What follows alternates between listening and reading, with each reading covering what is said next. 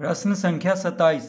एक बाग में 2025 पौधे इस प्रकार लगाए जाने हैं कि प्रत्येक पंक्ति में उतने ही पौधे हों जितनी पंक्तियों की संख्या हो।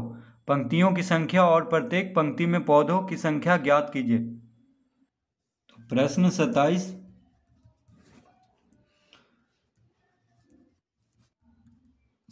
का हल होगा, हम लिखेंगे पंक्तियों की संख्या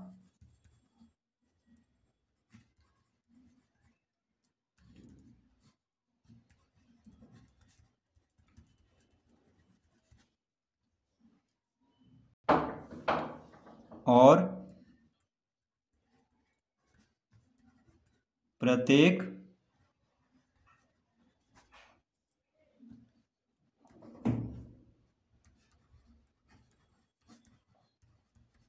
पंक्ति में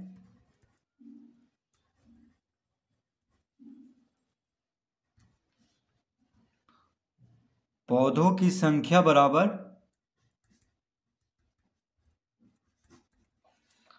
पंक्तियों की संख्या और प्रत्येक पंक्ति में पौधों की संख्या बराबर क्या हो जाएगा? √ 2025, यानी 2025 का वर्गमूल निकाल देंगे, क्योंकि कह रहा है कि प्रत्येक पंक्ति में उतने ही पौधे हों जितनी पंक्तियों की संख्या हो। ठीक है, और एक बाग में 2025 पौधे लगाने हैं। तो देखिए 2025 का हम वर्गमूल निकालेंगे तभी पता चलेगा कि पंक्तियों की संख्या कितना है और पंक्ति में पौधों की संख्या कितना है, क्योंकि प्रत्येक पंक्ति में उतना ही पौधा लगाना है जितना पंक्तियों की संख्या है। ठीक है, तो इसका हम गुणनखंड करेंगे तो कितना आ जाएगा? तो 2025 का गुणनखंड करेंगे, 3 से लगाएंगे, 3 छक 18, 3 7 21, 3 5 15, फिर 3 से 3 दूना 6, 3 दूना 6, 3 5 15, फिर 3 से लगाएंगे, 3 7 21, 3 5 15, फिर 3 से 3 दूना 6, 3 5 15, अब 5 से लगाएंगे, 5 5 25। तो हम इसको लिखेंगे यहाँ पे 3 गुने 3, 3 का घात 2, फिर देखिए 3 गुने 3 है तो 3 का घात 2, फिर है 5 गुने 5 तो 5 का घात 2। तो अब इसका वर्गमूल निकालना है तो एक एक बाहर कर लेंगे, तो 3 गुना 3 गुना 5, 5 या 15, 15 तिया कितना आ गया? 45। तो इसका उत्तर हो गया, तो इसका उत्तर 45 हो जाएगा। तो हम लिखेंगे अतः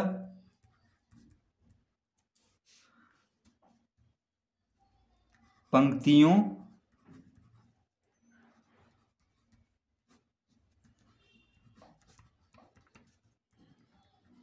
की संख्या और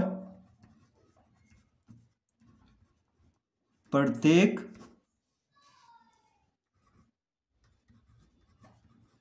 पंक्ति में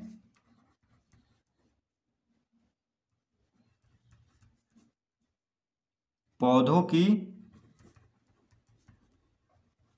संख्या बराबर कितना? 45। तो पंक्तियों की संख्या कितना है? 45 है, और प्रत्येक पंक्ति में पौधों की संख्या कितना है? 45 है।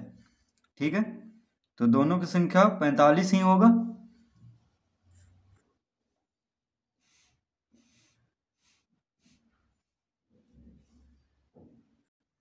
प्रश्न 28। किसी मेला में 2025 स्काउट आए थे। एक दिन वे सामूहिक परेड करने के लिए पंक्तियों में खड़े हुए। प्रत्येक पंक्ति में उनकी संख्या उतनी थी जितनी पंक्तियों की संख्या थी। कितनी पंक्तियों में वे खड़े थे? तो प्रश्न 28 का हल हम लिखेंगे पंक्तियों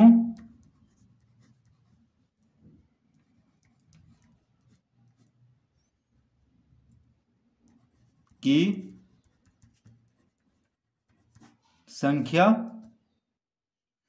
बराबर क्या हो जाएगा? पंक्तियों की संख्या बराबर, इसमें भी देखिए √ 2025 करेंगे, क्योंकि कह रहा है प्रत्येक पंक्ति में उनकी संख्या उतनी थी जितनी पंक्तियों की संख्या थी। ठीक है, यानी किसी मेला में 2025 स्काउट आए थे, तो सामूहिक परेड करने के लिए पंक्तियों में खड़े हुए। प्रत्येक पंक्ति में उनकी संख्या उतनी थी जितनी पंक्तियों की संख्या थी। तो बस इसका वर्गमूल निकाल देंगे तो निकल जाएगा कि कितनी पंक्तियों में वो खड़े थे।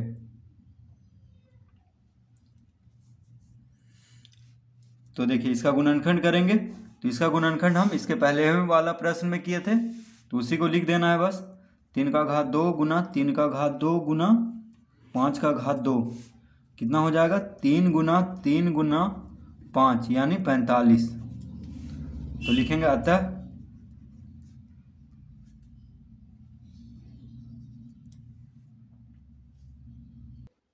45 पंक्ति में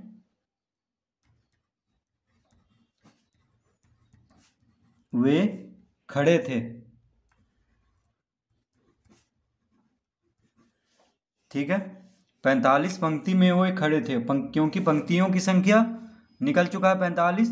तो देखिए, तो खड़े भी थे किसमें, 45 पंक्ति में, क्योंकि कह रहा है कि प्रत्येक पंक्ति में उनकी संख्या उतनी थी जितनी पंक्तियों की संख्या, तो दोनों बराबर है, यानी पंक्तियों की संख्या भी उतना ही होगा जितना जिसमें वो खड़े थे, वो भी संख्या बराबर है।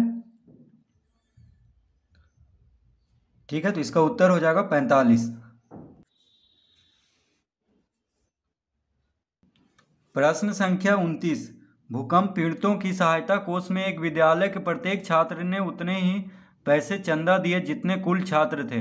कुल चंदा 3136 रुपया हुआ हो तो छात्रों की संख्या कितनी है, प्रत्येक ने कितना चंदा किया, प्रत्येक ने कितना चंदा दिया। तो प्रश्न संख्या 29,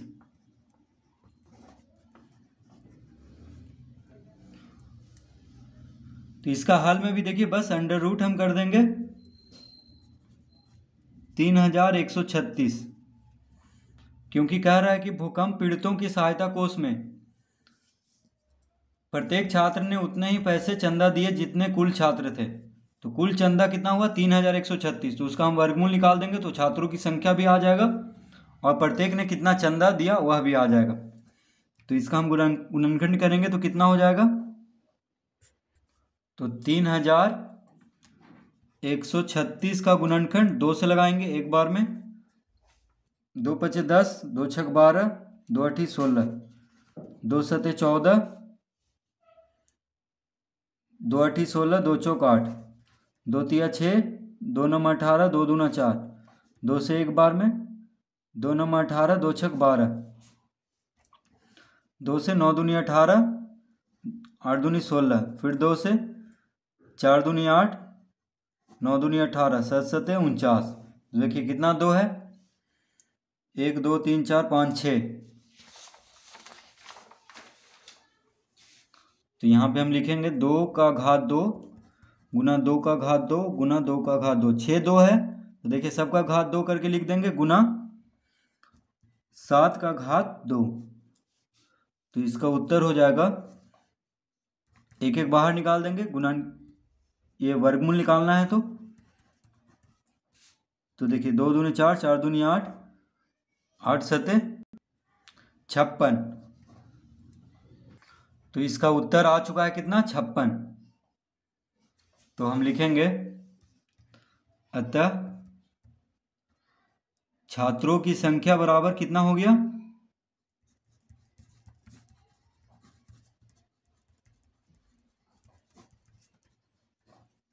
56, और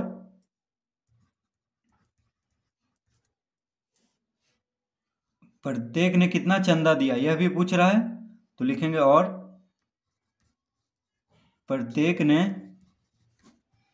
प्रत्येक छात्र ने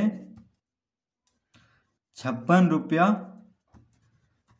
चंदा दिया। तो प्रत्येक छात्र ने 56 रुपया चंदा दिया और छात्रों की संख्या कितना है, 56 है। तो प्रश्न में भी यही कह रहा था कि प्रत्येक छात्र ने उतने ही पैसा चंदा दिए जितने कुल छात्र थे। तो कुल छात्र कितना है, 56, और प्रत्येक छात्र 56 रुपया दिया है, तो 56 गुने 56 कितना हो जाएगा, 3136। देखिए जो प्रश्न में था, तो बस इसका ही वर्गमूल निकाल देना है।